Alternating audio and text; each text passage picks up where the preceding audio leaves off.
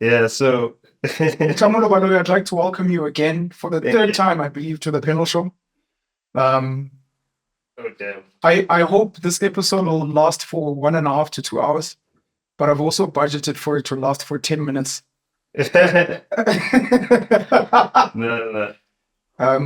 I wanted us to have a catch up on cameraman, and to unpack some of the elephants in the room for myself, catch up on how you've been, where you've been. I know other people follow you on other platforms, but for certain people who probably haven't heard where you've been, how you've been, and if you will allow me the liberty to ask some of the more difficult questions about aspects of your life and the last maybe 2 years, please. Yeah, no, you can ask anything. I'm an open book, so they say.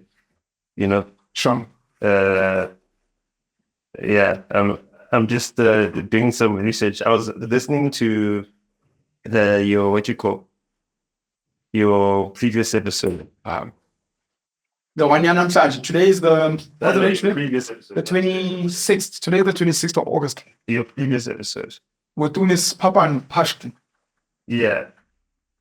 So, I'm doing some research and I couldn't actually even find the person that she was talking about, the Sinchov script, his history from... The gentleman who's linked to the president.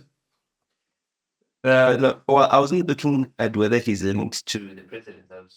But we still have the same person. Yeah, so that's Sidney Frankel. So, when I read the name, I was like, oh, Frankel, I know a South African named Frankel. He's like a venture capitalist. He's one of the guy that runs the Founder Connective, one of the initial investors in Uber, big billionaire investor, based in Boston, Massachusetts. So I was looking at his Wikipedia, and when I look at David Frankel's Wikipedia, all I see is great-grandfather and grandfather. Now I'm like, okay, but who's his father? I'm like, oh no. Damn, this guy has no parents. So I was trying to see if there's any relation between Sidney Frankel, the pedophile, and David Frankel, the venture capitalist. So, yeah. It's beautiful that you still have a curious mind. It's something you feed on a daily basis. Yeah, I'm super curious. Oh, he was a billionaire stockbroker. So to take a step back, there must be some sort of relation. I don't know. To take a step back, myself and Utebs sat here and we reviewed some of the episodes that we've done in celebration, or leading up to 100th episode. Or that was our 100th episode. Oh yes, and your episodes came up, the two of them, which I'd made private. Yeah. And you made it. Yeah. And I almost threw it to the audience to be like, should I bring them back? I also threw them to Debs and to the gents, Komo to Caesar and the other stakeholders in the panel show. Should I bring them back? And in doing that, obviously people had their own comments. You guys beefing, don't bring them back, or no Jack those things. And then I guess as the universe would have it, we bumped into each other at Amped. It was a nice short catch up. And there'd be a desire, at least from my side, for us to sit down again. No. I felt very disrespected last year, specifically online on Twitter, with some of the abuse I got from you regarding myself. I think a lot of it peaked after I sat down with Bianca Costa, speaking about Chris Excel and how she felt abused by him, and you felt it was a pile of shit. I wouldn't say that, but yeah. Well, you felt the sit down was a part of shit, and it wasn't. I felt the need to just defend Chris Excel. Okay. Yeah. And I think in some of the things you said, man, you spoke about me personally. You spoke about, I may have mentioned my kids, and I was just like, but I know this. Oh, he doesn't need to come at me on Twitter like that, because I'm not I'm not on social media to create content like that. Like, let's pretend like we're beefing for views. And then like Altino.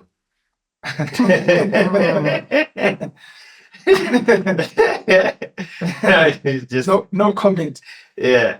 So then I'd sit with Sbu on the Hustlers Squad, and there was a time when you came through with an amazing young gentleman, and we were reviewing AKA's album. Yeah, Andy. And in that, I also, man, felt like you were just cutting me off. And I was like, I don't need to be living like this. I don't need it. Shout out to you, man. 2022 and maybe half of last year. Social media was yours. You were the king. You were the god. You were trending every single day on Twitter. And now I'm banned.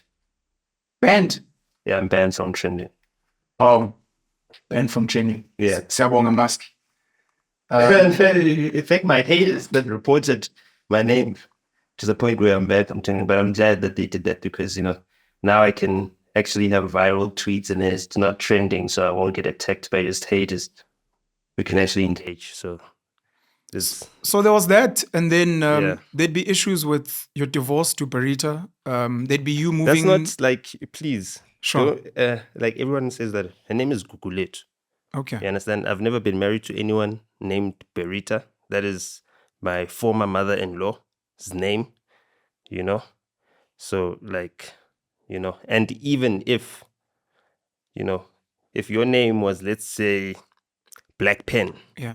someone wouldn't say if you were married, yo, I was you're married to divorced Black from Black Pen. Sure. You know what I mean? They'd say what your name is, that your legal name is. So like, I just want to correct that because I know how big this platform is. So I know if I say it here, at least it'll get somewhere. Kukuletu. Yes. Thank you. You'd go overseas for a while. People don't know where you were, what you were doing. And then you came back. I was on the run. Wait, you're going to go through all of it? No. I'm just saying, I was on the run. Agenda of the day. I was on the run. And very tragically, of course, we lost Kenan Forbes, a.k.a. may he rest in peace, along with two tips. And there was a lot of hype around that. And some of the accusations based on the video footage that you'd raised. I wouldn't say accusations. I think that the cops have corroborated everything that I said, so. Damn. So I wanted us to go through that on camera. Didn't need to be on camera. Yeah. And at any given time, even if after this sit down you're not comfortable, we don't ever have to upload this episode. So I need you to know that this is a safe space for me and you, even though we're recording it, but also for documentation, if you'd like, at least we have it. To address the elephant in the room being my relationship with yours. I don't even know if you want to raise Nkululeko Nkewu. I hadn't spoken to him, so I don't know if you'd want to speak about that and if you guys are still cool. Because there was a time when I think you may have had a fallout, I don't know. And then everything else that's happened up to you being here. And if you're comfortable chatting about those things. And then if we can cover that quickly, then whatever you're busy with now, your views for maybe podcasting and what it's become, your views for what's happening in the world, and anything else you want to get off your chest. Yeah, no, thank you for having me again. I'd like to say I'm really proud of the work that you guys have done. It's been some really great work. So let's start with that episode that we shot with DJ Sbu. What you didn't know is that because of things that I'd said prior to that episode even being recorded, I knew that there were people trying to kill me. Number one, that there were police that warned me that some of their police members have been sent to harass me. Number two is that immediately after that episode was recorded, I think it was that day, I had breakfast in Melville. And then we recorded that episode at Simolong. And then immediately after that, I boarded a flight to Cape Town. And then went to Paarl. In the Western Cape? Yeah. Yeah. And then that weekend, you heard, or it was reported in the news that I'd been arrested or something.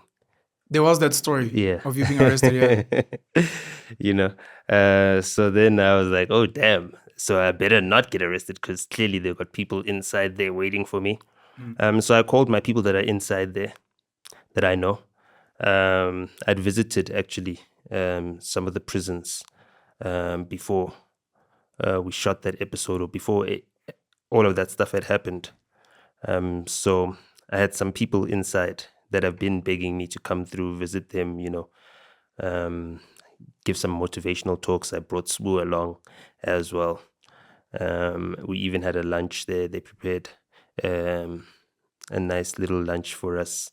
And then we drove really, really quickly back to Joburg because he was shooting with Susan Mpofu Welsh when he was still shooting with Mail and Guardian.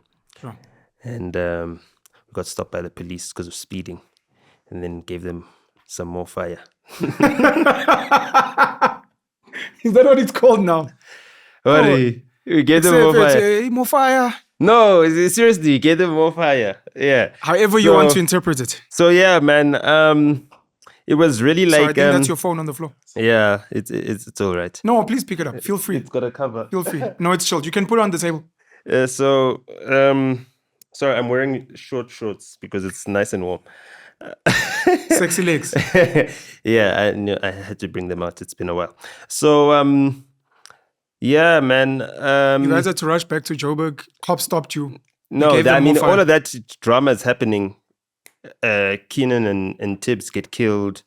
You know, I go off to Cape Town. I'm in Paarl now. Like, I don't want to let anybody know where I am because I know that, damn it, these people are actually coming for me. They're looking for me. They're trying to track me down. One night, the last night I was at my other friend's house. I won't say his name because, you know, but another friend of mine. Actually, no, Jean. I was at Jean's place, and then Jean gets a call from Youngster CPT's manager. And then Youngster CPT's manager is like, yo, Jerry. He's like, yo, is Nota there by you? Yeah, he might need to move soon. And then after that, I got a call from KO's little brother, the one who was with Keenan in that video where he got killed, and his road manager or whatever, the guy who handled his bookings. So the guy who led him to his death. And yeah, he made whatever threats he wanted to make. When he sees me, it's on site, etc., etc. This was online on Twitter? No, on the phone. Okay. He called me, yeah. It was quite a long call. I remember Yanga was quite upset with you on Twitter. He blasted you quite a bit there. Yanga owes me 140,000 Rand in rent, whatever he says, he needs to pay me first. Says, can you pick up the sound? So yeah. You're not nervous, right? No. No, because there's sounds there. It's my phone it's something in my pocket. Oh, it's my car keys. Okay. Oh, sorry. My bad. So yeah. No, cool. It's just when you play back so that you're not hearing the sounds. So yeah, man. You're in Cape Town. You're getting I'm in a call Paarl. from I'm not in Cape Town. I'm in Paarl. You're in the Western Cape. I'm in Paarl. So I get a call from KO's brother after that. So I'm like, okay, damn. Now they're obviously trying to locate me by calling my phone. And then he says, yeah, and I know you've been hanging with Kid X. So I know that actually on my way out, I dropped my car off at Kid X's place, which is close to the airport. And that's why I left my car. So, and I know that he doesn't know where he stays. So I'm like, damn it, that's not good. Either way, I don't want him to be in danger. So, I think I gave him a call and let him know that, he needs to give my car to someone else to look after. And he's like, yeah, anyway, he didn't have a place to park it anymore because he'd been using the visitors' parking. And yeah, the car had been there for like a week or so. So yeah, that was, a scary moment. And then I called my dad. I was like, okay, fine. I think these people are after me. So what should I do? And he said, no, just go to the US rather. You're out of reach over there. So then I flew back to Joburg, collected my stuff, and boarded a flight to Kenya, and then connected from Nairobi to JFK. And then, went to Harlem, where I was welcomed with open arms by my friends. And that's where I was for however long it took. And then I was in two minds, because as soon as I landed, I knew that my dad was due for another test at the hospital. He'd collapsed at home and was bleeding. He had rectal bleeding, actually. So they checked his colon, and then they found some lumps, and then they were still testing whether they're cancerous or not. And then he had an operation to have them removed. I'm still in the States, and then I'm wondering what's going on. And I'm like, should I come back? It's too risky for me to come back at that time because, they hadn't made the number of arrests that they needed to make. In fact, the first arrest that they made in the Kinnan and Tibbs case was made in Cape Town while I was there. And then it was announced that, they found someone who was involved. And then the police then said, no, this is not someone that's involved. But obviously I knew that it was someone that was involved. And yeah, so through my dad's sister, who is cousins with the then and current Deputy Minister of Police, just got the message through to the authorities that, don't let a hair on my head get harmed. And as reassuring as that was, I think my dad felt like, he'd rather not lose me. And yeah, man, he then had to go in for chemo. And then I'm like, damn, if my dad's going in for chemo, I can't apply for asylum. Because if you apply for asylum, you can't move for 3 years. You'd be stuck in the US for 3 years. And my dad is sick at home. So I'm like, And you've got 1 year. You got to apply within your first year there. So, it was just a tricky situation. So I just decided, let me just survive and pray for my dad to recover, pray that the chemo goes well. And, he updated me. And then in December, I was in Miami at the time. And I'd been traveling all over the States, You chose the States because you know people there? Yeah. I've got lots of business interests. It's a safe place for you. I've got lots of business interests there, and I've got people that are as close to me as family. They're my friends there. The people that I got connected to via Wale.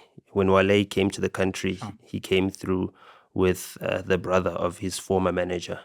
And we, formed a very tight friendship. Dope. And he even directed a music video for an artist I was working with in Ethiopia, because they're originally Ethiopian. They were born in America, but their parents are from Ethiopia. Or the relatives, his or the people, manager's family, his former manager's family. I think Wale is Nigerian. Okay. Yeah. Spirit. Yeah. No. Sure. Yeah. So I'd already gone to Ethiopia.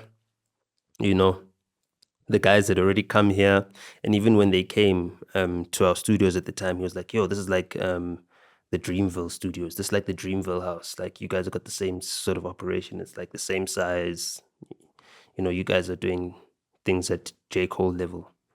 I was like, okay, interesting. So yeah, from there, he's like, "Yo, whenever you come to the States, you've got a place. I'll help you set up anything you need to set up." And so shout out to you guys, by the way. Having studios here that are world class is should be a solid pat on the shoulder for you guys. It's dope. Yeah, it's one of those things. I mean, it's not really like anything unexpected. You invest in the business that you're in. You don't invest in Gucci, Louis, and all the funny things that you see the newer brand of artists and record labels investing in. They are more interested in being fashion killers than they are in developing businesses that can sustain them to the point where they can go to a foreign country and live comfortably, or not have an income or a job like me it's over 3 years now since I resigned from my previous job. Unemployed, but getting by. By the grace of God.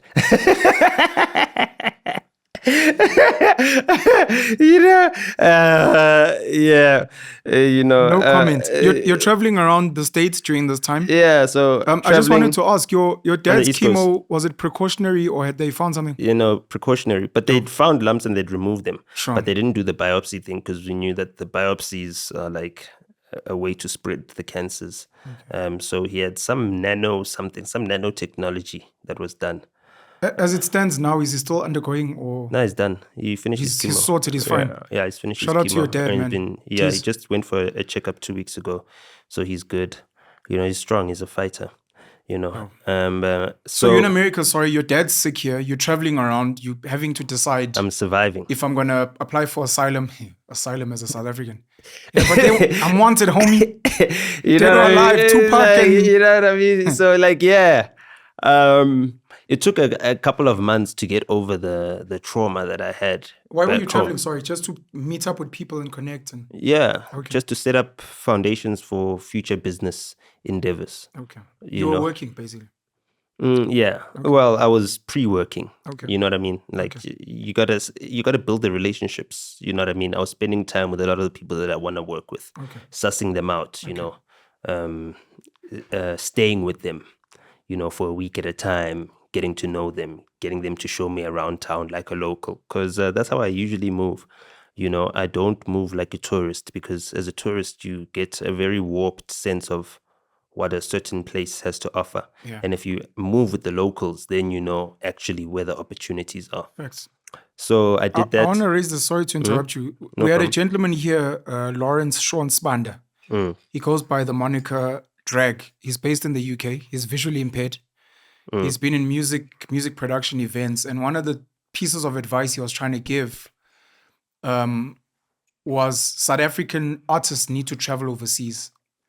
The UK in particular, if possible, parts of Europe and the US, to just go be based. Not the UK, not Europe. Get to know. No, you can debate that. Yeah, But his whole thing was. It's not debatable. There's 5 million. No, blacks. I'm only linking it to Yeah. what you're saying. The getting to a place with a bigger market and then getting to know the people there so Yeah. that at any given time, the pre-work, if ever you've got something to sell, like only music, the US is viable. The Europe is too white dominated.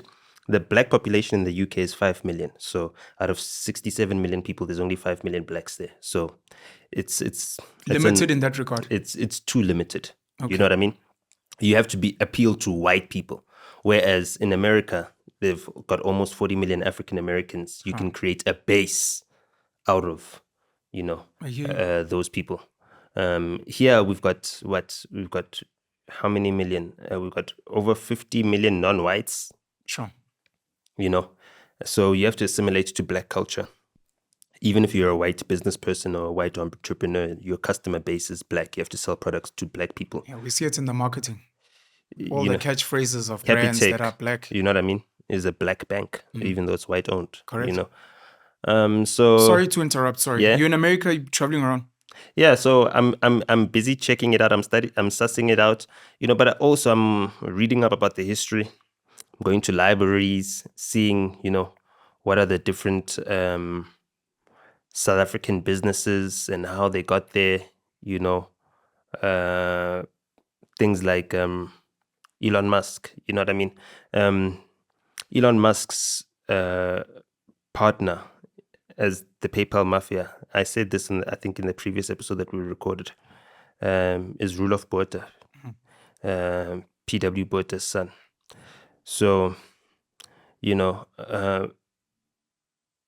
when you see how the old establishment set themselves up through business relations in the United States and protected their kids by giving them other business interests that side, you look to do the same thing. And then, even our South African black political elite have done the same thing. The Saki Mathozomas and them. Titomboweni, Goldman Sachs. Well, he's got a relationship. Yeah, but is look what at I'm their saying. kids. Their Sure. kids are based there.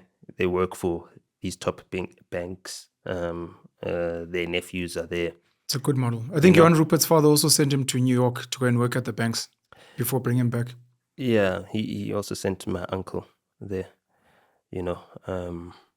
to learn from Madison Ave how to do advertising campaigns when my uncle was working as a marketing director at Distillers which is now Distel. And then they created the Richelieu Lobola campaign. And then Mvulamlomo became Richelieu, or Richelieu became the official drink for Mvulamlomo during Lobola negotiations. So Shout out to your uncle.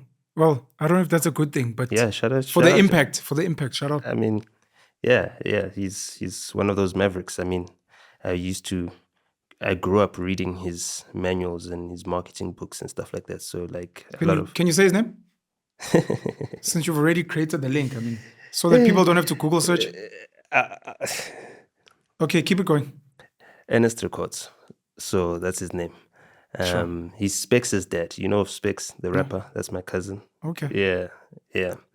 So, Umi America, Baba. We want you back because we have to unpack all these other things. And no, why so America was a lot. I never got the chance. But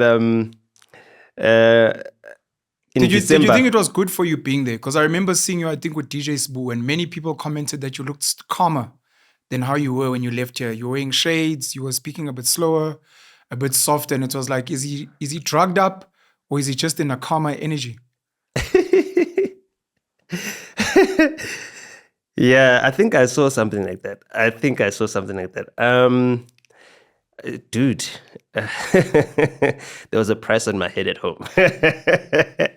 Like, I don't think people understand, like, knowing that people want you dead is very, it changes you, you know? And being free, like, at that point, I was like showing Sbu around. Actually, I think we went to a couple of cities. Even Robot Boy, when he came around, I also showed him around a couple cities and exposed him to my networks that side as well, you know. So I think what it did is that, you know, I didn't have to look over my shoulder when I was walking in the streets. I didn't have to think, damn it, let me not drive my car. Let me use an Uber. Let me not even order the Uber myself. Let me have someone else order the Uber so that the Uber driver doesn't even know that he's driving me. Yeah. Those like sorts of things, those precautions that one needs to take when, you know, your life is threatened, weren't something that I had to worry about that side, you know? So I think that just freed me. And the amount of opportunity that was there abound, you know. I didn't break any immigration laws by like working or anything of the sort. Officially on the record. No, like I didn't. Sure. I didn't need to, but I was tempted. You know, I got offered a movie role. Hey! Seriously. Nota comes to Hollywood. Well, in New York, but yeah. Oh, snap. You know, and I told my homie, I was like, I thought about it for a week, and then after a week, I was like, you know what, I just can't risk it. I want to be in the good books, and I don't want to break the law. You know what I mean? Already, sis Tosha Bantu, Ekaya. Now I have to do the same thing that we're chasing them out of my country for. No ways. I don't want to be a hypocrite. And also just respecting the laws. You know what I mean? There's processes that you have to go through. Do it the right way. So I ended up in Miami in December because it was too cold in New York. I went there for Art Basel, which was fun.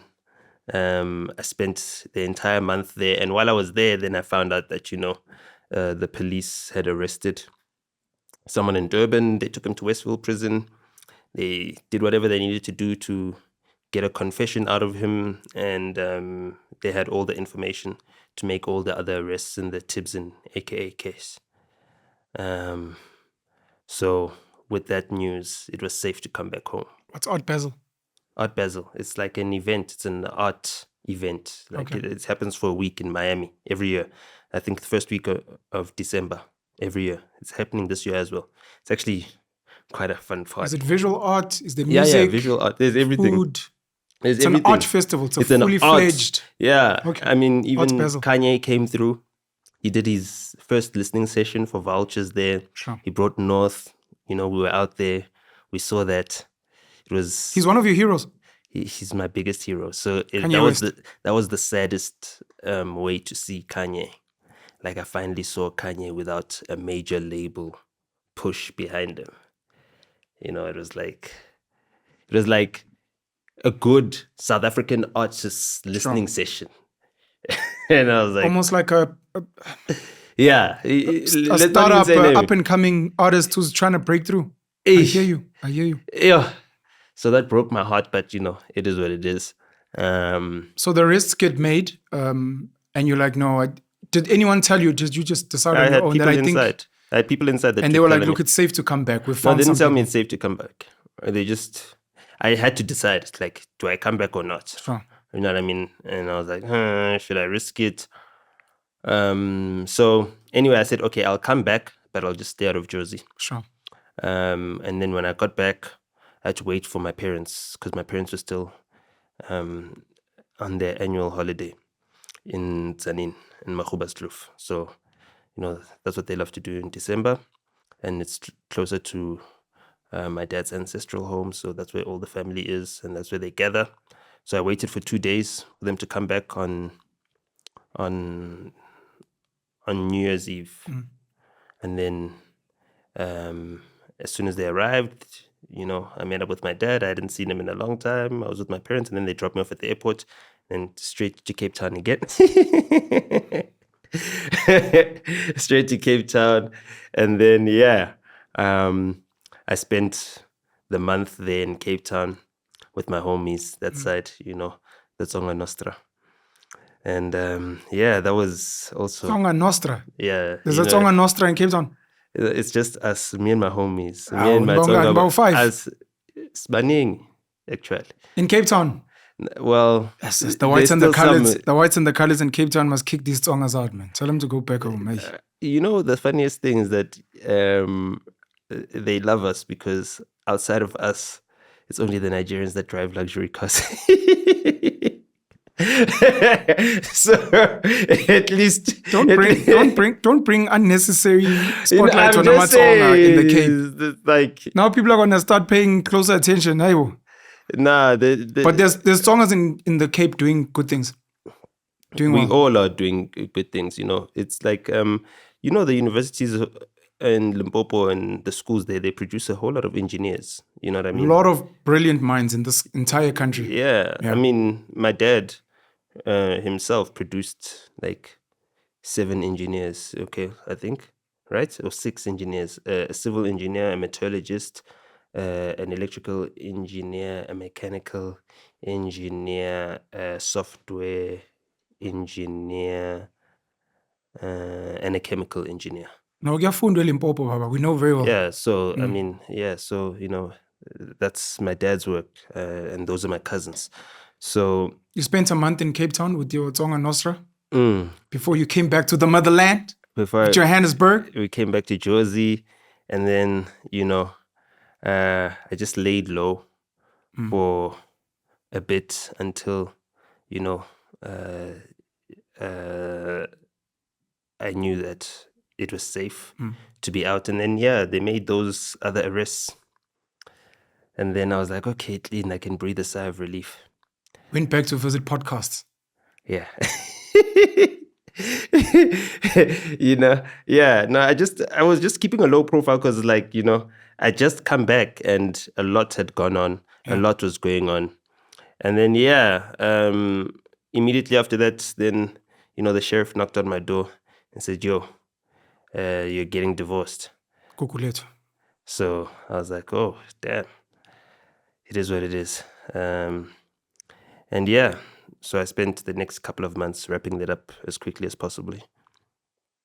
Can we press a pause there? So let's take it back to Cape Town. One of the clips that trended at the time, Keenan and Teeb's passing was sad for the whole country. And at a time, you became a superhero in this country where people are like, Nota's asking the right questions that everyone is scared of. We've become a country where when we see foul play or things that we're meant to be asking, no one asks. And here's a guy who's like, no, fuck all of that. I'm going to ask the questions that everyone's thinking. Why is this like this? Where was the security? How could this happen? Why are these people not being questioned? That happens, but in that, one of the clips that trends is one of AK being on a podcast. I don't know what podcast he was on, speaking about you going to support him after he lost his fiance.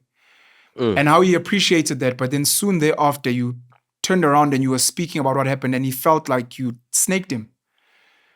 Seeing that clip and what had happened around that time, not for you to go into detail, but we can go into detail. Are you that type of person? Do you think you were doing the right thing? Can people trust you generally when something's happened and you show up? I think number one, Keenan is a very difficult individual, just in general. So when I went there, I could see the setup. I spoke to his mother, and basically I let her know that, listen, he is in serious danger. And as much as it seems like people are being supportive, these people, might as well want him dead. And I had to mentally prepare her for what was coming, the storm that was coming. Sorry, rest in peace to Anele Tembe, man. Please continue. So, even so, I was supposed to accompany him to Durban for the funeral. And I called my then wife and I said, let's change my flight. I'm flying back home. This is a setup. So, I could tell what was going on. And then, I did my best to protect him. By speaking out. Would you look, I think it's dangerous around him. And then it was... I didn't say that. I didn't say that. Do you think it was interpreted in bad faith? It wasn't about how it was interpreted. It's just that, you could see from the way he died that he was surrounded by people that didn't care if he died, that left his body just lying there. So I knew that everyone around him is on his payroll. You know what I mean? I've never earned a cent from Keenan.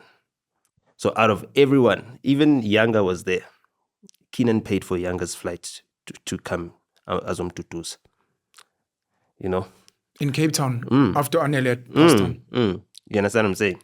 As in, like, the people that are coming to support you have to pay for them to fly to you, So, I was there amongst all the snakes. And I could see them, I could spot them, I could see exactly what was happening. And they were trying to get into his head. And I told him, play dead. I told him, play dead. Even though he said what he said, we were still talking on the phone and, and he, when he would be in a very somber tone when he's talking to me on the phone because he knew that I'd tell him the truth.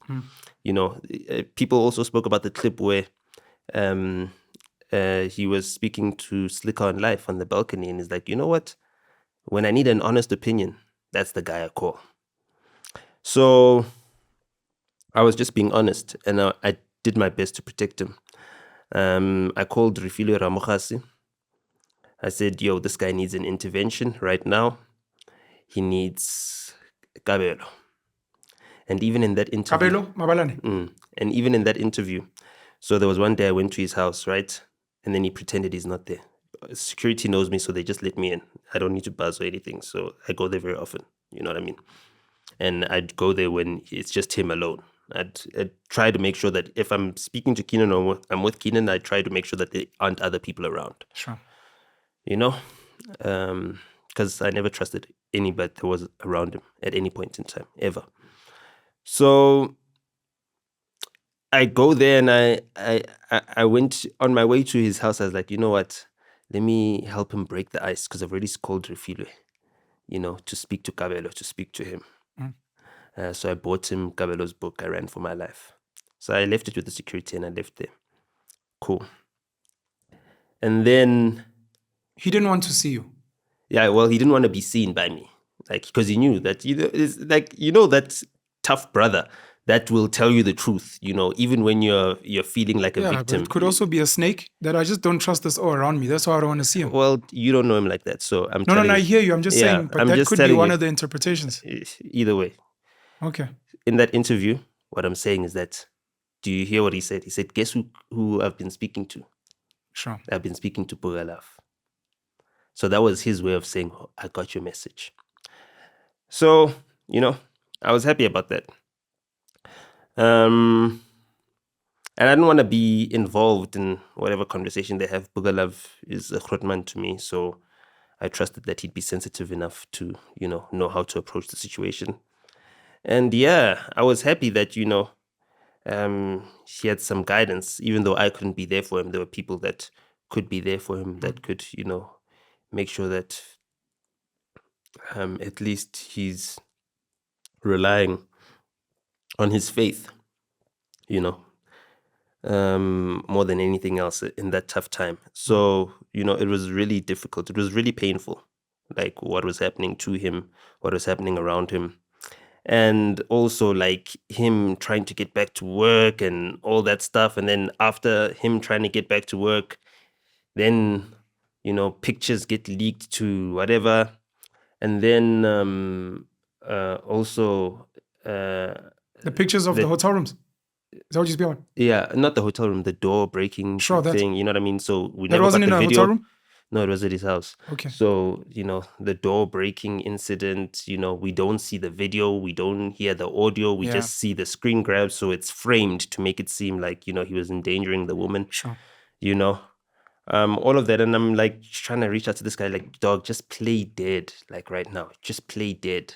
Even when I went to MacG, because I knew, fortunately enough, I knew that MacG had invited me to come for his 100K plaque announcement, right?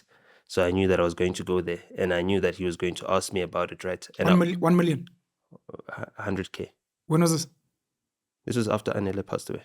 Oh, okay. This is when he was still alive. Okay. So yeah.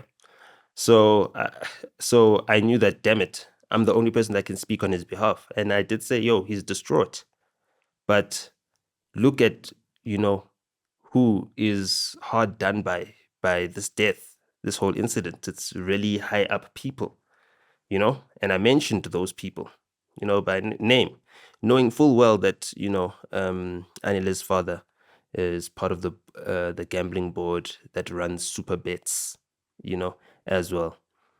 So, and they had a relationship with MacG and sponsored his podcast. So knowing full well what they were going to use that platform to do, I counted it. I preempted what they were going to do, and I spoke on his behalf in that case. And whether or not he felt comfortable with it, I was like, I don't care, because I'm doing it in your best interests. And right now, you are unable to behave in your own best interests. Just by me judging by the people that you're still keeping around you, you're unable to act in your own best interests. You've got a whole lot of enablers around you, a whole lot of yes men around you, and they're leading you on a path of self-destruction, and they know how they're going to benefit once you're no longer around. So they don't really care whether you live through this, And yeah, it's just sad to be in that situation, because for me, I could relate to it. I know what it is. That's one of the main reasons why I've always kept my family out of my business dealings, because I would never want them to have to choose between the money and me, as the human being. And once you put your family in such a situation, it becomes difficult to discern whether they're acting in the best interest of you as a brand or a business, or you as a human being. So yeah, that was the tough thing to have to deal with.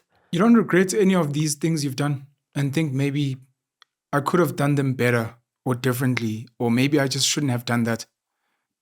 When you look in retrospect, you're like, everything I did had good intentions, and I think it was executed well, whether it was going on a live video and swearing, or mentioning something that had not been approved by someone, or approved by who? Like who do you made the example of going to Podcast and Chill and speaking about something that maybe AK would have been uncomfortable with, but you felt it was the right thing to do, speaking on his behalf. I don't work for him.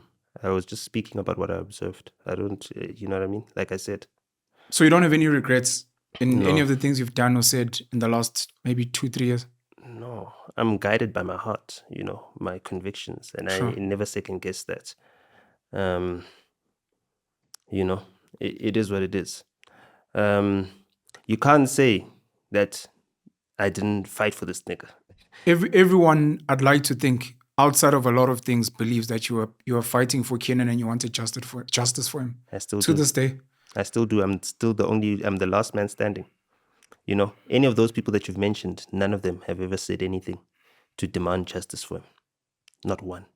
Were you barred from the funeral memorial service? I was in a holding cell. I was arrested. They set up a roadblock. They knew where I was. They knew I was at Booth nightclub.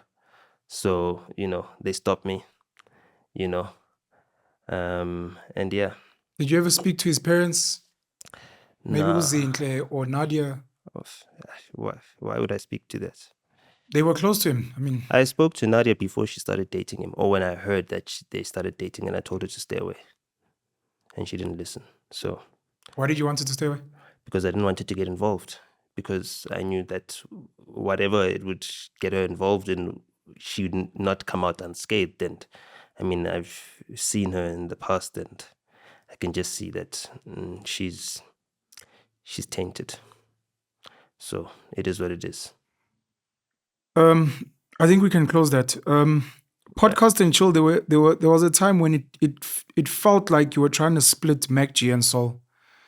To a point where you even made a video, or you asked someone to make a video when you came up to Sol and you looked like you were provoking him. I don't know if you want to say anything about that. No. Nothing at all. No, I'm saying I wasn't trying to split them. I was actually doing my utmost work to keep them together. And I know you know this because we sat down with Nkululeko, you know, when we were still on speaking terms. And I don't know what happened with Nkululeko because, you know, he just ghosted me. So it was like, cool. To this day. Yeah. Like, Okay. you know, I've never spoken I'll to say this. Look, I apologize for speaking on his behalf. I haven't spoken to him in a while. There was a time when he was introspecting on the type of content he was making. And he spoke to me saying, I'm just not sure if I want to create this type of content. And I think he didn't make podcasts for a while. I don't even know when was the last time he made an episode. Yeah, I know he did So that. I don't know if it was part, but I mean, like, I don't know if as that a was man, part of, you know? as a man, you know, like, you know, I spend my own petrol. I use my time. You know, I use my energy.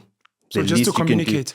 Just the least you can say is like, yo, bro, I don't think we should make any content together, you know, anymore. Sure. And also, you know, he was doing work with DSTV right about the time he wasn't communicating with me. So I was like, I've already been going at DSTV on his platform. So I wonder if there's a link. I don't know. Gold World Sport Betting started advertising on DSTV. You know, he did that ad with Junior Kanye and everything else. So maybe it was messing up with his money. They're like, yo, get rid of that guy and whatever. But even if you're told like that, if you told me like, yo, Mfana, I've got this business deal and abakfun Mfana. So, you know. You'd understand. Hey, You but know, maybe I wouldn't tell you because you'd say it on a platform. even I so. spoke to Pen last week. He told me they don't want me. I was like, let me rather not tell this at all because he's going to tell people. You see, that's the thing is that why must we be dishonest? Why must we be not transparent? Like, I believe in transparency. Why? No, I don't know why. I don't know why. It's people trying to protect their bread. I think and maybe relationships. I think it's cowardice. You know what I mean? But the world doesn't allow us to be fully honest, bro. You know this. I'm the fact honest. that you had to go to America because you're scared for your life is proof that. But did I stop being honest? But brutal honesty is dangerous. Did I stop being honest? With the danger. Well, you muted yourself to some degree. I did not. You weren't going ham in the States. I did not. I could not go ham. I'm in a different 6-7 hour different these are time excuses zone. now. Now you make excuses. I said everything that needed to be said. I'd said everything that needed to be said. But you laid low. That's a form of self-censorship. Not really. I didn't lay, like, who was gonna, you're not gonna come up to the States to come interview me. Sbu came up. You know what I mean? He was the only one with the balls to do it. You know? And even then, I spoke my truth. So, you know, regretting is something that I don't really have time for because, you know, I feel like the stance that I've taken has empowered a lot of people. I mean, I see you walking in the streets. You know what I mean? I've observed you from the time I met you when you weren't really that known to now. True. It's a completely different thing. You understand what I'm saying? And the expectation that people have of you with the platform that you have. I'm sure you've observed how it is when I enter a room full of the public as well. Yeah. So, you know, I don't take that lightly.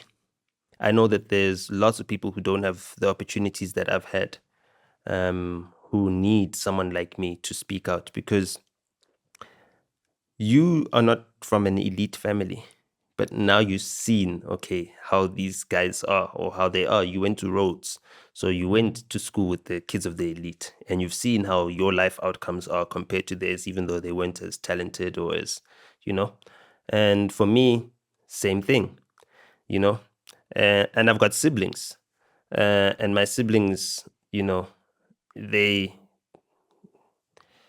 don't want any of the smoke. It's not fair on them. They never asked for this. I didn't ask to be related to this clown that's busy talking about me on thing, and I'm better than him at tennis.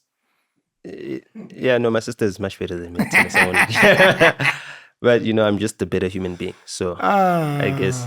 No, it is. I thought we were winning. I thought we had a breakthrough right there. No, like... no, please continue, sir. Sorry, your siblings don't want smoke. I bumped into someone who's like, yo, I know your sister. And I was like, okay, so... Oh, no, she's really great. And I'd be like, you're a complete stranger. If you were my family member and you were telling me that, then that would be something, And that's the thing, is that we get, this is what Fapano was talking about as well, is like our leaders or our intellectuals, our academics, they end up assimilating, and they then become distant from their own families or their own responsibilities to their people. Yes. And I had to buck that trend, I said this on your platform before, and, it's still a strong criticism. Earlier this year, I lost my niece. And my niece was angry at me because, someone had posted, oh, my cousin got 5 distinctions. Wow, I'm so proud of her. And I was like, yo, you better be very protective over her, watch over her, because my little niece got 5 distinctions and then she's just had a baby, and very upset at me, whatever. For posting her. I didn't post her. I didn't say who it was. I just said, yo, it's my niece. So she got touched by just that. She got post. touched. Now Okay. her parents are calling me. This is I'm in Cape Town. Calling me, and I said, I'm not going to discuss this over the phone. We'll discuss this face to face. And the last time, you, as my niece, I called you to come to my house. You refused to come, and I'm your uncle. I had to drive all the way to Pretoria to where you were staying, and I waited outside the gate as your uncle. Your little sister had to come out and say you were busy. And then I found out that, my niece was involved in this whole twasaring stuff, And lo and behold, I think the night before or the day before Trump gets shot in the ear, she passed away. And I haven't had the opportunity to speak to her, since that whole entire fallout. I'm so sorry, bro. To you and the family. Yeah. I mean, it's more heartbreaking for my sister who lost her firstborn, and for me, I still remember the day she was born. I still remember the day she came back home, after she was born in the same maternity ward that I was born in. We were born in Florence Nightingale, but then it moved to Brenthurst Clinic in Parktown. So, and I remember looking after her in the first couple of years, changing her nappies and all that type of stuff, So I remember the fights that I had with my brother-in-law and my parents. Be like, yo, we don't believe in this twasaring stuff. It's not in our family and we shouldn't allow this, And my first reaction when I got the news, my parents told me, like my mother called me, and I was like, so what did I say in our last conversation? Because what I said is that if you allow things to continue this way, this is what I said to my parents when they were screaming at me, like, yo, why would you do this to your own child, whatever? I'd be like, we're going to bury this child if we don't put our foot down. And I'm going to blame you. So as soon as my mother called me and told me those news, I said, oh, well, there we go. Now you've just proven me right. You've just made the words that I said as a warning into an actual curse that has come to life. Can you see when I say we need to get our family in order? what I mean, what is at stake, you know? And obviously my mother then started being emotional. My dad had to grab the phone and be like, oh, you don't, we're all sad. And I'm like, when is any of this going to be said? It's not going to be said, you know? There's a cost to brutal honesty, the timing of it and the tone and the way you place it. Yeah. So, for me, I'm just brutally honest. It doesn't matter who it is. So whether it's Penuel, whether it's my own sister, my own brother, everyone gets treated the same. We're all human beings. Because who's to know whether one day, if I'm dying, it's not Penuel that's going to save my life? Or who's to know if I'm shot, it's not my brother that's pulling the trigger? Do you understand what I'm saying? So, you're raising something, and this is personal to me as well. Again, man, my sympathies and condolences to you and your family, specifically your sister. I've been living life, and look, there was a time when I was deemed more controversial than now. I think I've really mellowed out a lot over time, yeah. Yeah. The more kids you have, the less your testosterone is. If you say so, Baba. I mean, testosterone yam, Baba. But either way, your testosterone is not at the levels as it was before you had children. Sure, maybe. Yeah, because you're not trying to die. You're trying to live so that you can live to see it. I know the theory you're speaking about. But sorry for that small deviation. Yeah, when men have kids, they become more protective of their children, which becomes more of a nurturer role, which means you become more risk averse. You less risky because no, in that instance I agree. It's one of the reasons I don't have kids yet. Because what? I don't want to be tamed. Because you've got high testosterone now? Like you and your big guns? Me and my band. And that's where the testosterone is shown. So once you have kids, your hair's gonna grow back? No, not that. Not that, but I'm just saying this is like, I'm at my peak testosterone level still. For another 10 years until I'm 44, then I'll come down. Nota, the world doesn't love truth. I saw Elon Musk, there was a tweet even today where he was speaking about truth because Pavel Durov, the founder of Telegram, has been arrested in France as we have this conversation because he refuses to give governments backdoor access to Telegram. And they claim that he's defending pedophilic rings and whatever the case may be. Jordan Peterson speaks about truth and how it's an adventure if you're honest. But we've seen many times, including one of your heroes, who's one of my heroes, Kanye West, and what it's done to him with his kids, with his, marriage that unfortunately fell apart with Kim, and other aspects of life. We see it in this country. We see it with politicians. We see it with celebrities. We see it with black families. One of the main thing, in my opinion, that is holding black families back is the lack of truth. Who's your father? Why are we poor? We lie about everything out of a desire for peace. And especially the woman-headed households. Because women are let's say specifically women. No. Not even woman-headed. Just women in families hold a lot of secrets. Yeah, they do. Because, that's what they use to put themselves higher up on the hierarchy. Correct. So like if one has been a hoe, they'll still come out and pretend to be a virgin. Correct. No, these are facts. So we people can call us whatever. I got scammed by someone who claimed they're a virgin recently. I was like, okay, let me play the field. Let me find someone to entertain me. And then I was like, oh, auntie, never mind. But like, yeah. Moving swiftly along. Hey, Giovanna. And imagine at my old age of 34, I'm being scammed by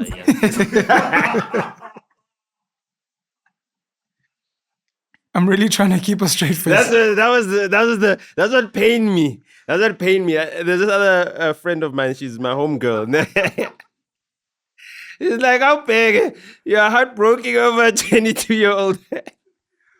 No, there's no master of this game. Are fucked up. Yeah. And she was because like, I was bragging about, petit chichi lami. Ngilisa nase Cape Town, ngihamba nalo, when I came back and I told my homegirl what happened, she's like, oh my goodness. He still hasn't let me live it down, yeah. Yeah. I'm sorry, but it was like take a moment. Take a moment to compose. You know, ourselves. when people are thinking you're heartbroken over your divorce, and it's like, no, it's not even the divorce.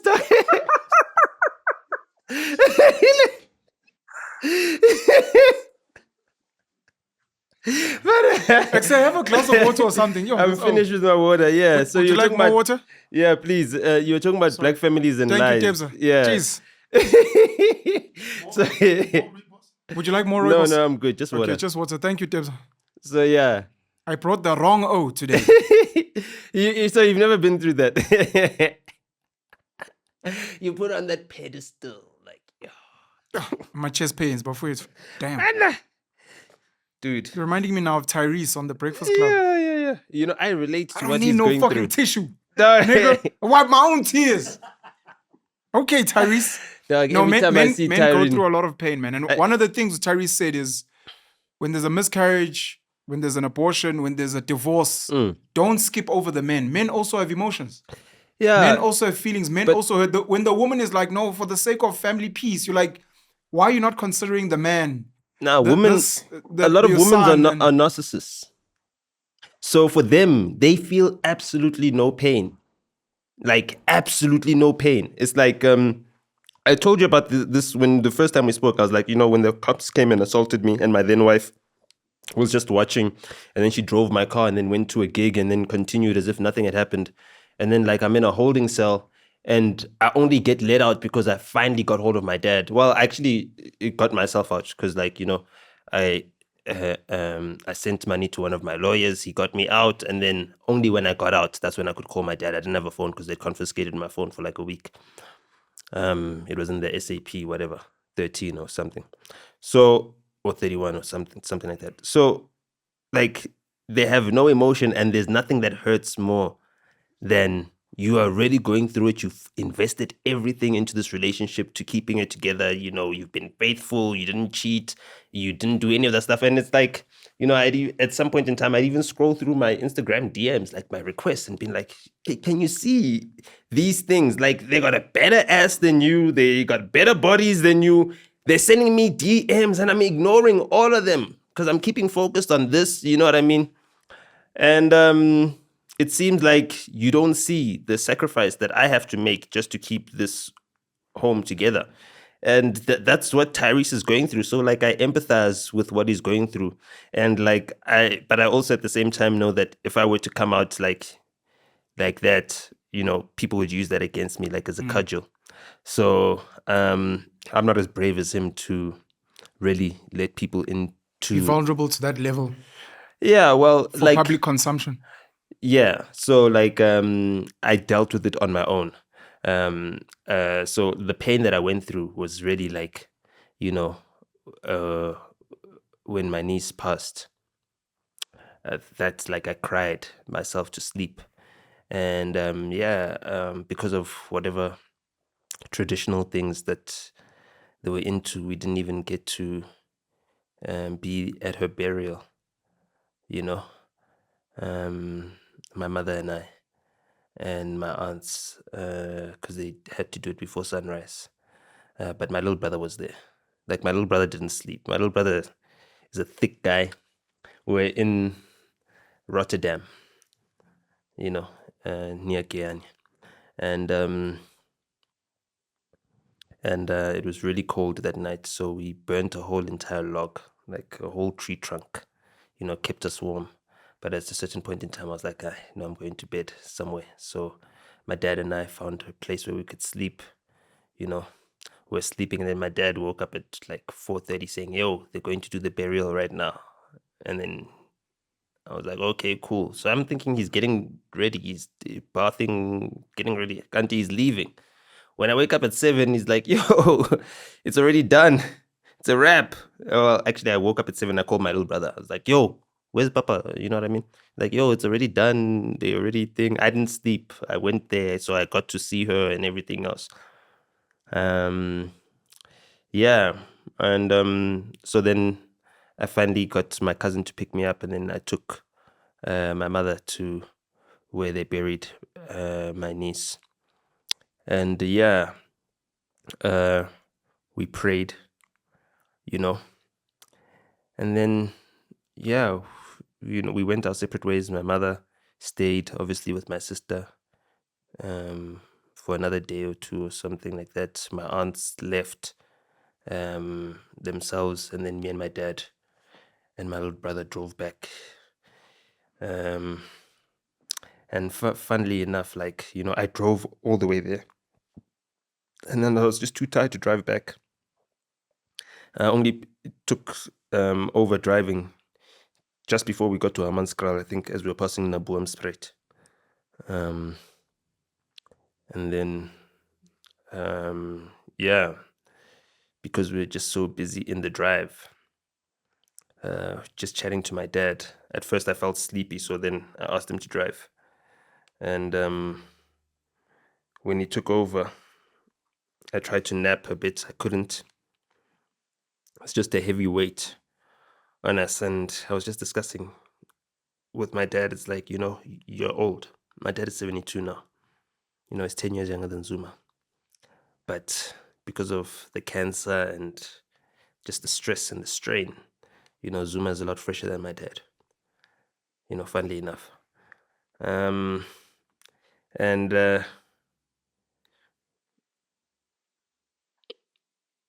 I guess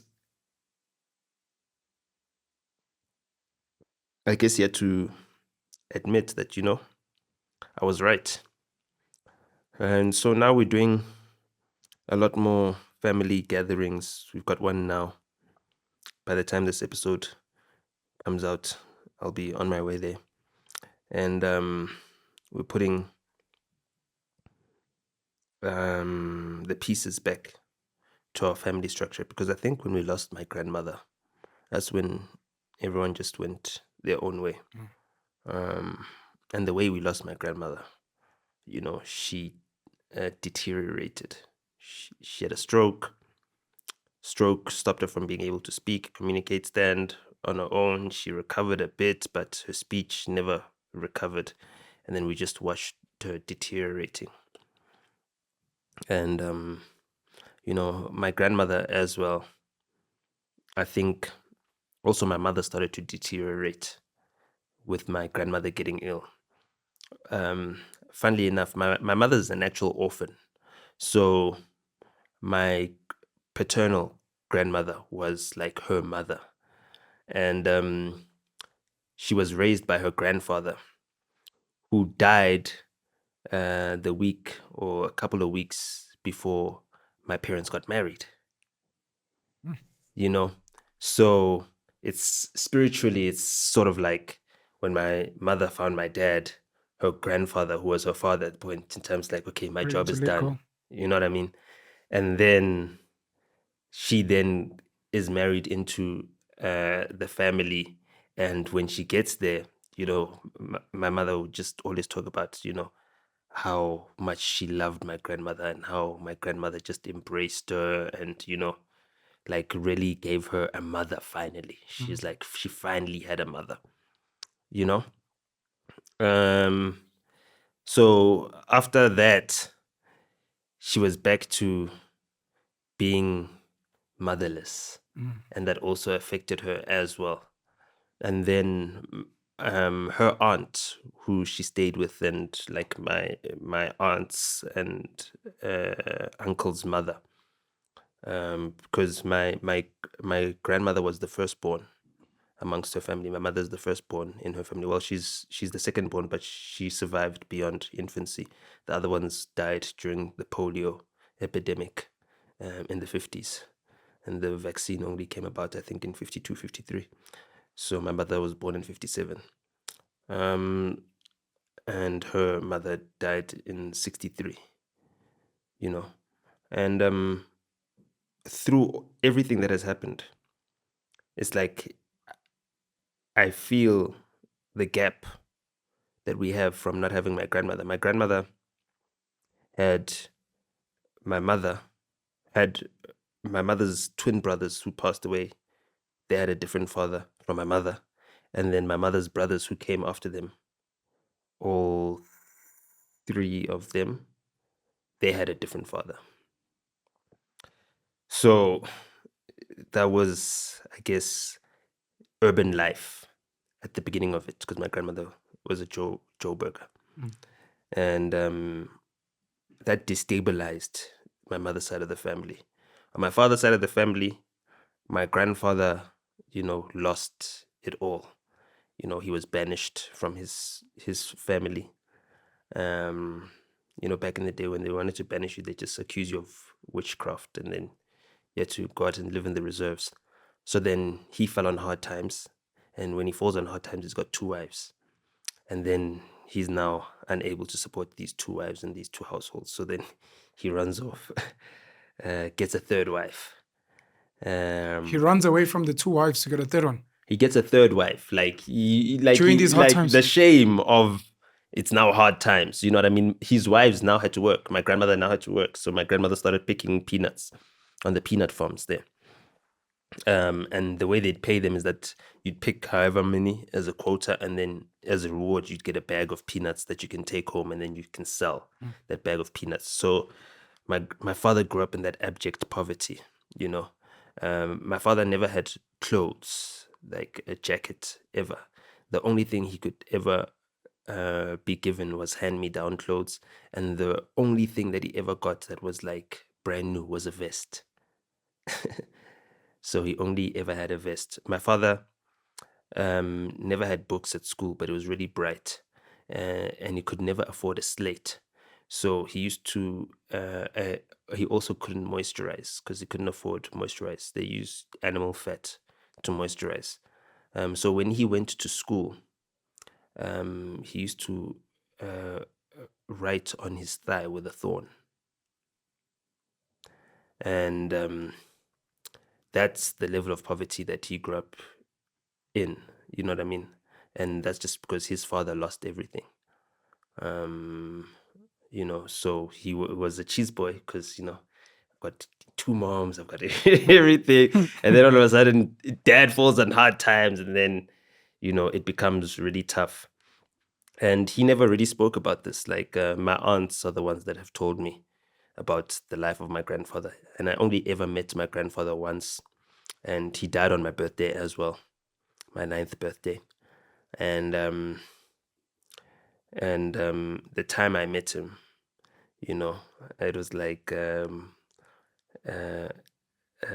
looking at a mirror, The gent who was banished from his family, accused of witchcraft. Yeah. So the first thing he did, he said, damn, you've got my ears.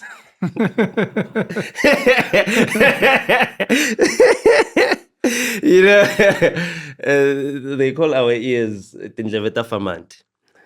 So like even when I'd go to Limpopo to visit family, like family members who'd never seen me, never met me before, they'd be like, what Ndlovu? You know what I mean? They'd see me from afar and they see those ears, they'd be like, yeah, we know your grandfather's ears. So, that was cool. I didn't expect him to speak English because I was like, oh damn, my grandmother couldn't speak English. My grandfather was actually literate, and he was against I guess colonialism and what was happening to our system and our land being taken. And the rest of his family said, no, we'd rather succumb to the government, get nice royal courts and all that type of stuff, and we'll be in it, we'll be amongst the nobility.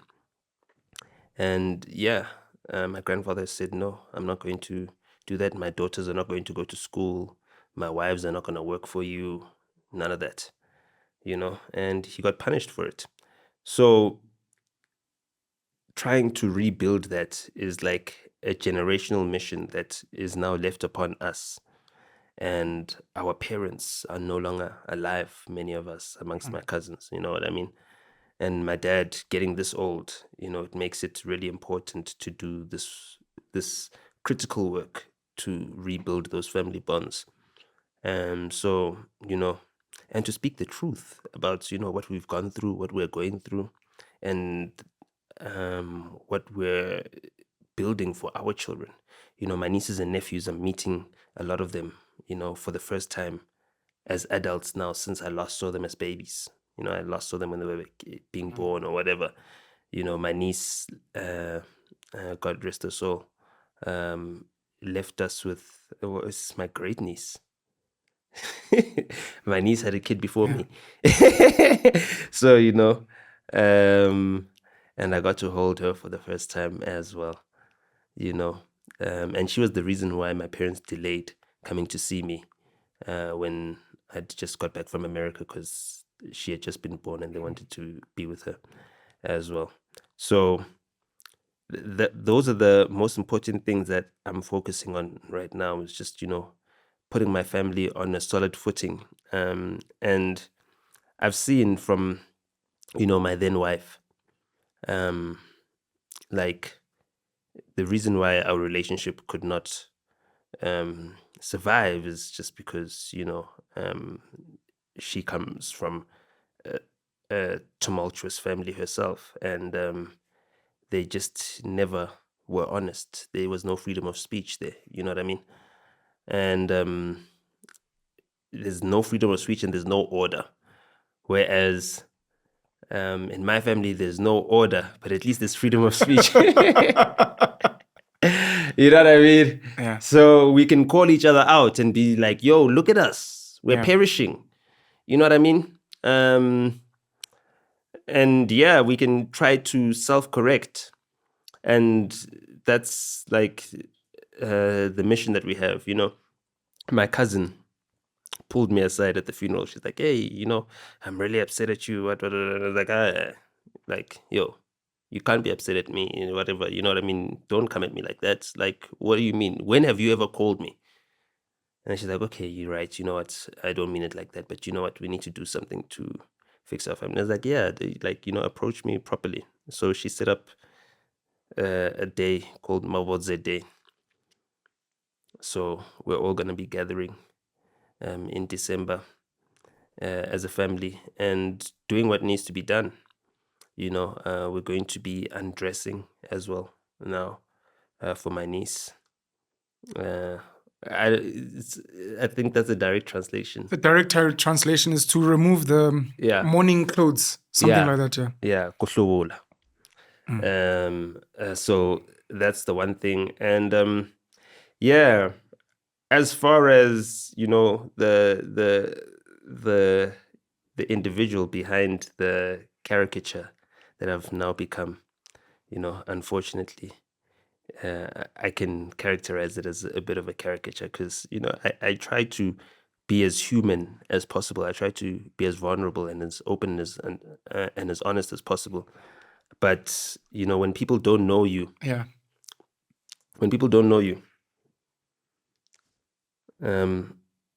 just hold on for a second. It's my dad. So no, for real. He can hear you speak about the family. He's telling you to shut up. It's always no. He wouldn't do that. My dad is super proud of me. There's no one. You see, 2 missed calls. That's There's dope. my dad. So I'm supposed to meet with him actually just now. He's in Bryanston, around the corner from here. So I think the internal work that I'm doing is going to help me be better present for the public and to be more useful. I've been also watching you as well. Even in this sabbatical, even in the times that, my episodes were deleted and everything else. And I was like, no. I've got faith in Penuel. He'll come around. No, seriously. I talk to your brother a lot. I'm sure he's told you. I don't know about a lot, but he's told me that you guys chat. Yeah, okay, yeah. But throughout, I've been chatting to your brother. You know what I mean? So the independent voices, I think, have become so important. You're speaking about this, I don't know this guy's name, the one you were talking about, the Telegram guy. Pavel Durov. You understand what I'm saying? And if they get rid of all of us, our country is really in deep shit.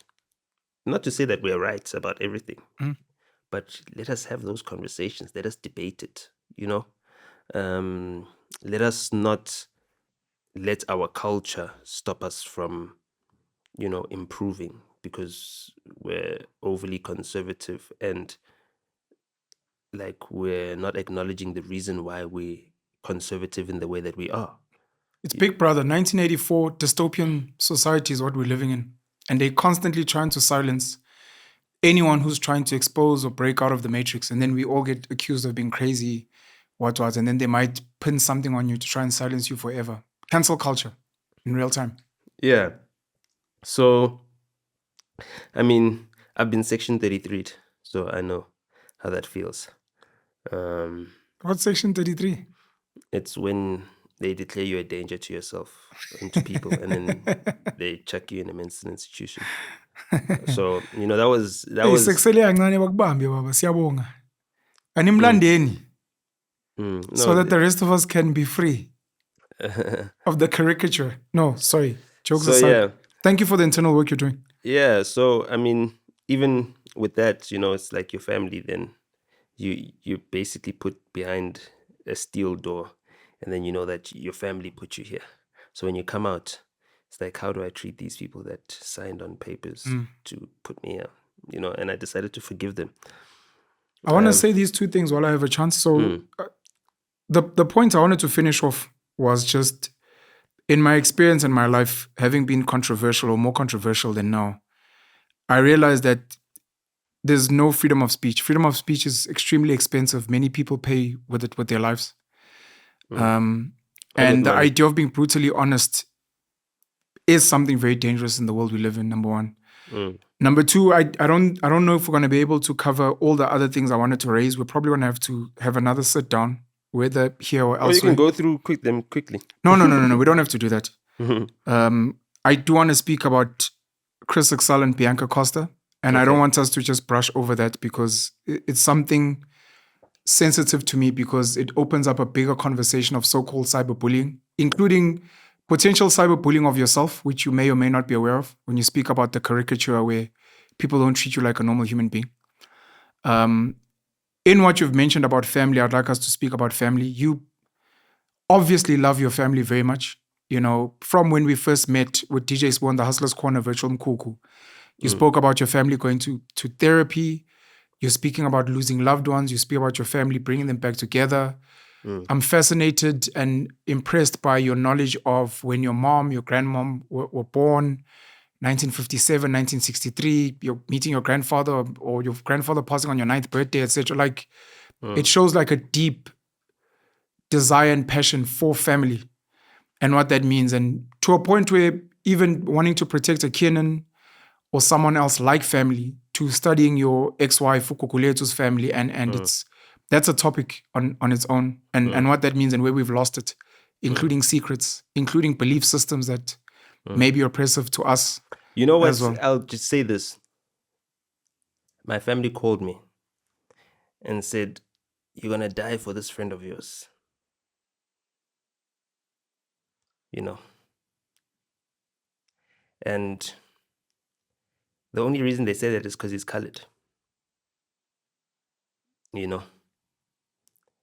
And I'm colored, right? So they are the forgotten nation in this country.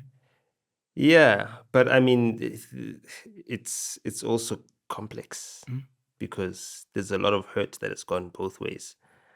And I wouldn't like to, bastardize their existence.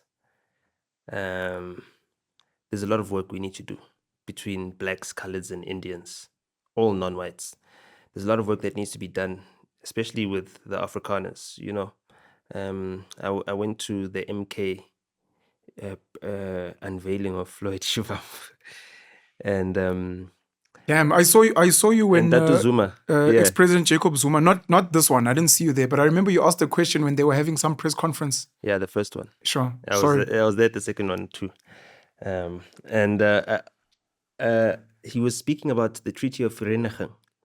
Who was? Ubab Jacob Zuma or Floyd? Yeah. No, that Ubab Jacob Zuma. Okay. Ubab. Speaking about the Treaty of Vereeniging, and that whole entire treaty and the reparations that were paid at the time, it was £3 million, which is today is 15 or 16 million, $1 billion No, billion rands, sorry. 3 million pounds. We still use the pound back then. And so they got the reparations, but those reparations came in the form of interest-free loans for them to rebuild what was damaged and, This is for Afrikaners. yeah, for the Afrikaners. Okay. You The know? Treaty of Vereniging. So for them, their whole entire identity is steeped in victimhood, right? So it's very... Like the Jewish nation. Let's not go there. We want this to be up on YouTube. So... You said you believe in brutal truth. Sorry, please continue. Hey, Chief, I've... Hey, Chief. That's what everyone says. Hey, Chief. Sorry, the Treaty of Vereniging. I already have my bank accounts frozen, so I don't need any more trouble from those people. Yeah. So, now, Zuma. Hey, man. Please continue, sir. Yeah, so that victimhood as well is something that we feel as Black people, all non-whites, whether Indian, colored, Black African, the natives, whatever, you know what I mean? Why is it that we're so averse to having a proper conversation with people who can actually relate to us? I don't understand why the Freedom Front, who was formerly the Conservative Party, is not sitting down with Zuma, it's MK, is not sitting down with Julius, EFF, and actually having this dialogue about saying, hey, all of us were colonized by the British. Like, you know what? Funnily enough, we might have differences, but we all have one common enemy. You know what I mean? But you know why?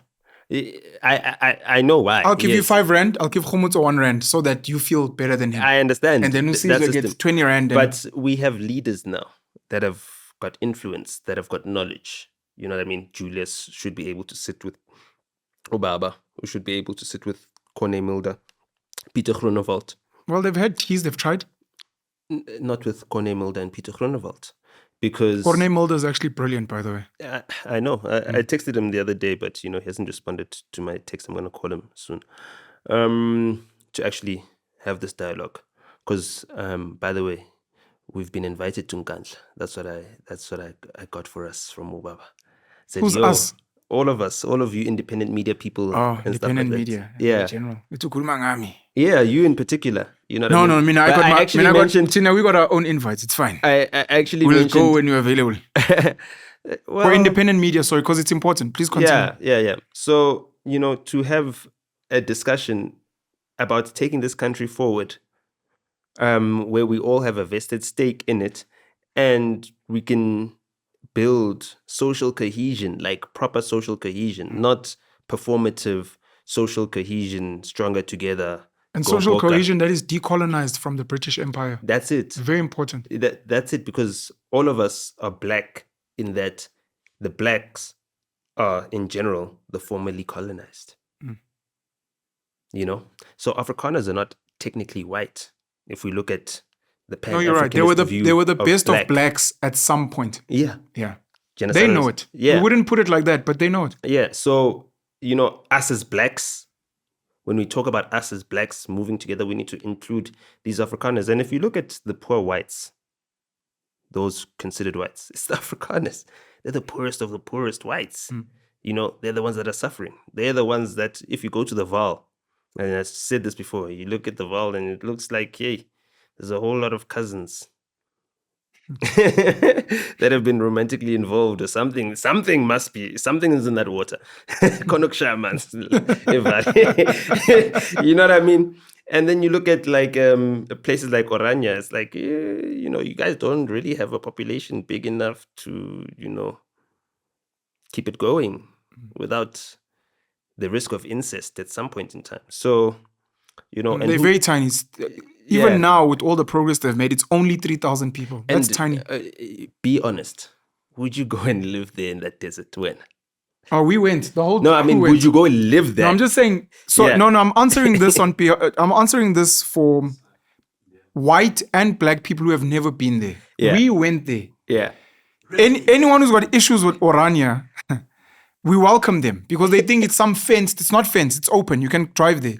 You go and see that place, and then you come back and say, "I want to go live there. Blacks must go live there." It's akin to why black people leave the villages.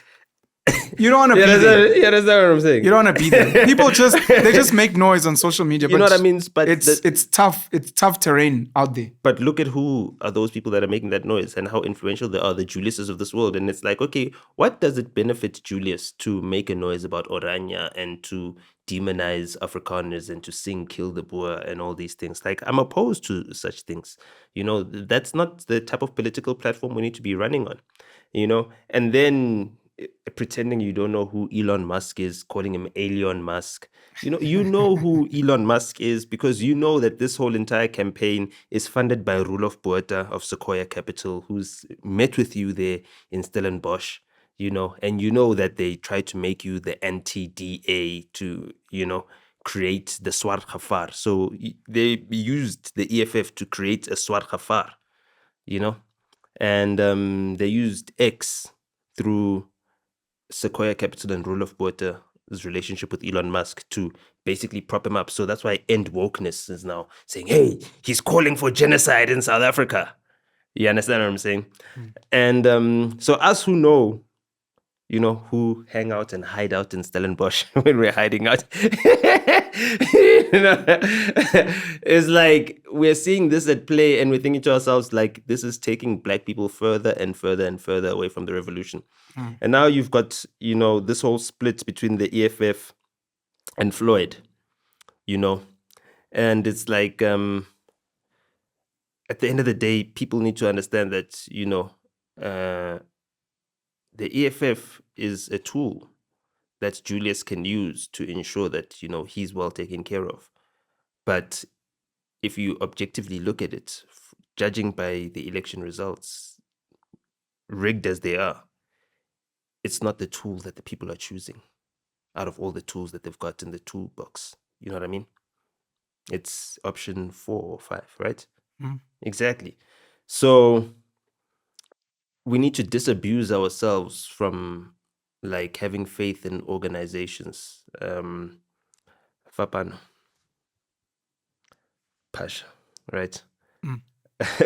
We're saying that we need to take ourselves out of this whole entire thing of needing a messiah to save us. This savior complex. Julius is our savior, or Floyd is our savior, Obaba is our savior. We need to save ourselves. And that starts from us looking at the truth of this country and how it was formed, The South African, Natives Council, ANC, those guys, abantu bafundile. You know what I mean? Our elites, you know what I mean? African Natives National Congress, ANC, when it was founded. You know what I mean? All of those, they were landowners. You know what I mean? That's why my grandfather had money before apartheid, and it's true. Yes, Abo Pixley, Kaisaka Seme owned a lot of land. Yeah, they owned a lot of land. Those were the people, and they basically sold us out from there. And that's why there's so much mistrust amongst black people. It's like our leaders have always sold us out historically. You know what I mean? And that's not to say anything about him and his family, like, directly, but I mean, that's just, we've always had to be skeptical of one another. You know what I mean? You were just mentioning, hey, Penuel said you sold him out, and that's the first instinct when it seems like your black brother is moving in a way that you did not predict. Your first instinct is to tell you, oh no, he's selling me out, So we've got that generational trauma. It's in our DNA now, and, we don't even need to be triggered. It's just something that we're super paranoid about.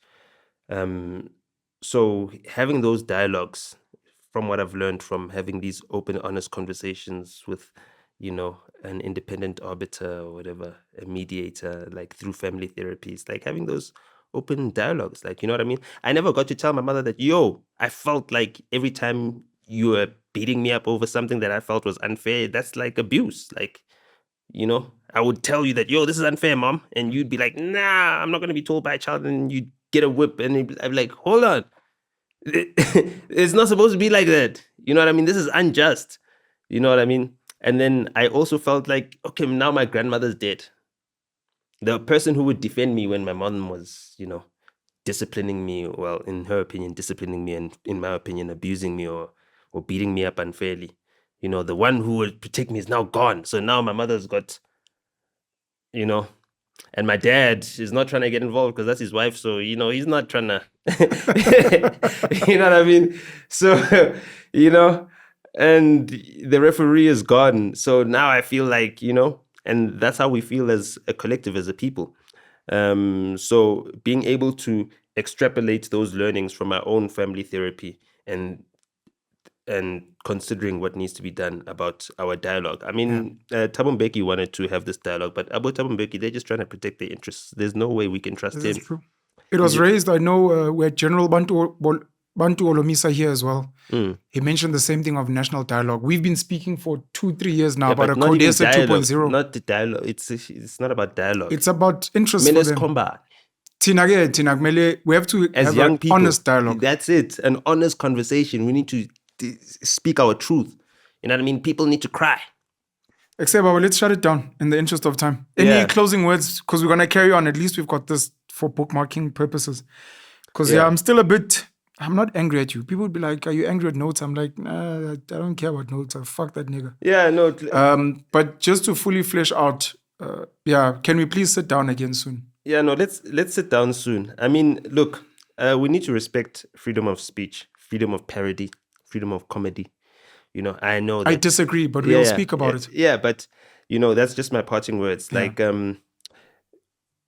Like, Chris Excel has built himself up a very big audience, And unfortunately, for those who disagree with him, it's that big. You know what I mean? And he, as much as, he's tormented your friend by using her picture and everything else, he has not really launched a personal attack on her to the extent that, people know him for attacking her, and that's why I feel like, there's we'll talk about 18. Yeah, but yeah, we'll there's 18. I just want to close on this. There's 18 different profiles that I know of that have got Elon Musk parodies and stuff like that. And they say some ridiculous things sometimes and that affect him, which is not what Chris Excel is doing. And he's gotten to the point where he's so big that people know that, okay, it's not a woman. He's just using this thing and people know that it's a parody. And it is what it is. So, I'm sorry I had to come at you that on that thing. It was not personal. I was just defending Chris Excel because I feel like, his influence is very much needed. And personally, he's been very beneficial to my influence as well, and that of many other people. So even right now in the Eastern Cape, Oscar Mobuyan is chasing his tail, trying to make sure that Chris Excel doesn't post about the bridges that are not being built, the roads that are not being built, And he's the only person from the Eastern Cape that can actually raise this, because you can't trust Abo Pasta, Abo Mavuma or whatever. All those guys that are on SABC and all those other places, because unless you're white, you have to toe the line. Stephen Grootes, he could say whatever he wanted when he was still at SAFM. Sakina Kwamendo, she toes the line, even though she does. No, she gets to the edge, boy. She gets to the edge, but you can see that she's right on the edge. Sakina's really brilliant. Yeah, really, really brilliant. I hope I'll sit down with her at some point. Sakina Kamwendo is brilliant. But yeah, she's fired, literally on the line. When she's fired, you'll get to speak to her. I don't think you'll speak to her before then, because... No, I wouldn't want to sit with her to extract things that are uncensored, to just be a general chat, and for me to just give her big ups that I'm a huge fan and that I see her. Or JJ Taban have tried, and they, I mean, they don't allow her to interview the president. They make it Umzandi Lembech, and I forgot the other one. They have made a mistake having Cyril Ramaphosa with Clement Manyatel, and there was a lady there that seemed like she was brought in to poke. CD. Ah, Yeah, she's the one that interviewed Jacob Zuma. And that's why I called him out. I called out to Baba. I was like, Baba, how are you giving EWN all these subscribers, all these viewers, and they talk nonsense about you? And then us that are part of this independent media, you don't come to our platforms. You need to come to our platforms. And then he said, we must go to Nkandla. Nota Baloyi, Ntamulo. Thank you very so much much for the chat. for joining me, bro. And yeah, let's do it again soon. Yeah, no. Can I use the bathroom? Manje ngibamba isandla ukhuluma ngebathroom. Hey, My hands are clean, dog. Shut it down.